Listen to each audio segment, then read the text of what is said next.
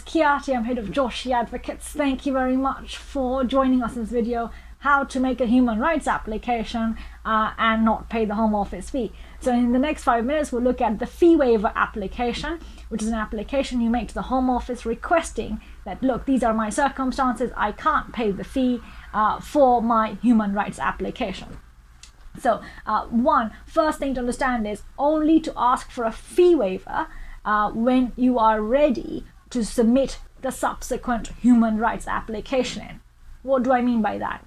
I'm saying when someone is asking the Home Office, I can't pay the Home Office fee for this application, Home Office says, okay, here is a fee waiver, so you don't pay the Home Office fee, and then you're ready to submit your human rights application, which is, for instance, 20-year long residence or parent of a British child, these human rights applications. Or if the Home Office says, no, we're not going to give you a fee waiver, you should still be ready to submit that application. So in a nutshell, only to submit the fee waiver application when you're ready and you meet the requirements for the human rights leave to remain residence application, right?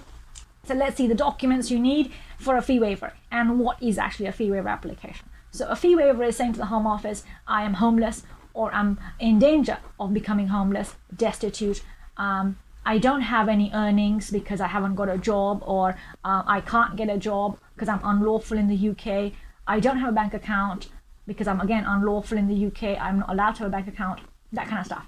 Now, so that's the first scenario. The second scenario is where I am lawful in the UK, for instance, as a parent of a British child, and because of COVID-19 or circumstances relating to that, income is reduced, and therefore there is no money left after paying everything to pay the Home Office fee, right? So first fee waiver application, documents would be one, copy of original current and valid passport, and documents to say letters from friends, copies of their ID, a letter addressed to them saying that yes, this person lives with me temporarily because I am generous and kind, and I want to help them and they have nowhere else to live, but it's temporary address, it's not like they're going to live here forever.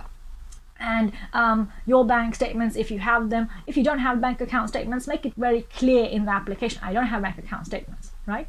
So that's the first kind of fee waiver application. Home Office usually grants those fee waivers because that kind of situation does not allow the applicant to pay the Home Office fee for a human rights application in the sum of just shy of £3,000, right? Now, in the other scenario where the person has leave to remain, therefore they have bank accounts possibly, and they would have money or a job, but because of COVID-19 or circumstances in their situation in life, they don't have enough money to pay the Home Office fee, again shy of £3,000 for one applicant. So they would ask for a fee waiver first and say to the Home Office, here are my bank account statements.